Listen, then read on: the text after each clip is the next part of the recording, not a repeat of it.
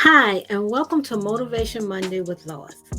My name is Lois Goudeau, and I am the founder of the Facebook group Mosaic Families Connecting, and also the coaching program Mosaic Transformation Academy.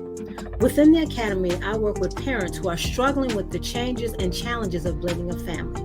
I help them work with each member so that they will have a sense of belonging, so that they will feel heard and understood, and have a degree of happiness within the family.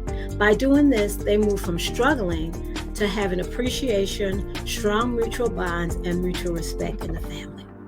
So today I'd like to talk to you about, is it holiday stress or holiday best? I remember the holiday season as a time that was just so wonderful and thrilling to me when I was growing up. My parents, they made sure that each year during the holiday season that the family bond was tight. They would give us the toys that we wanted, and they would take us places to see the lights, or if it was doing Thanksgiving, we gather with the family. But the most important thing was that they were building family bonds.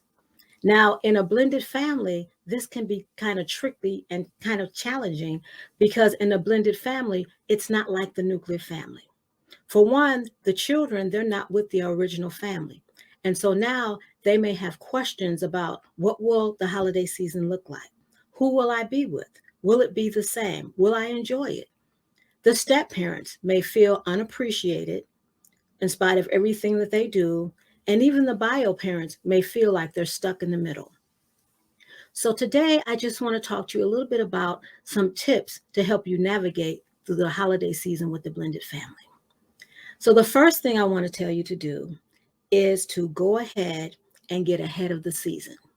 And by doing this, I mean, go ahead and think about, what do I need to do? Don't think that this holiday season will be the same as the last holiday season. Because remember, in a blended family, everything is fluid, which means that things are constantly moving. What worked last year may not work this year. The things that you did, the things that you planned, they may not be the same. So get ahead of the season and be proactive instead of reactive. The second thing is to go ahead and do what I just did in the beginning. Think about your childhood. What did you enjoy about it? What are some things that you want to repeat with your children? What are some things that you don't want to repeat with your kids?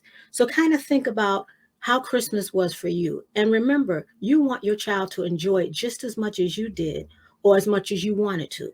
So remember your childhood. The next thing I want you to do is remember that the stress of the holidays can cause major conflict in the ex-spouse or the ex-partner. For some reason, it causes conflict, whether it's they don't want to share the kids, whether it's they don't want to change their schedule, whatever it is, remember that it can cause major conflict. And you know your spouse or your ex-partner better than anyone. You know what buttons to push, you know what gets them upset. So go ahead and remember that it may cause an argument.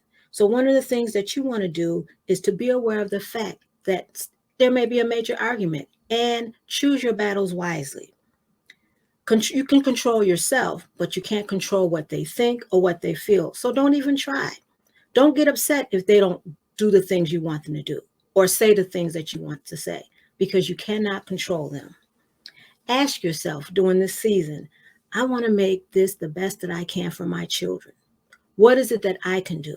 How can I be flexible? What are some things that I can do to make it better for them? And lastly, in spite of everything that you do, it just may not work. The schedules may not be able to be altered. Sometimes if your children have to take a flight, they have to be there a day early. So some things can't be altered. So this is a time for you to be creative and to think, okay, how can I make new memories? How can I make it a new tradition? I know with my blended family, one of the things that we did was we never had Christmas with the kids on Christmas because it was just too complicated. And sometimes the bio parent wants the kids to be there. Unless that time fell on my husband's scheduled time to pick the children up, then we didn't have the kids on Christmas. So we had to be creative. So the new tradition that we created was we'd spend Christmas either Christmas Eve or 2 days before Christmas. And that worked out wonderfully. As a matter of fact, we still do that tradition today. Now my kids are all grown up And some of the kids have families of their own, and it works out because now they don't feel the pressures of Christmas that they have to spend with us and then go to each different family. So I just encourage you just to think about the Christmas season and even the Thanksgiving season. How can you make it better for your kids? How can you make it the best instead of a stress?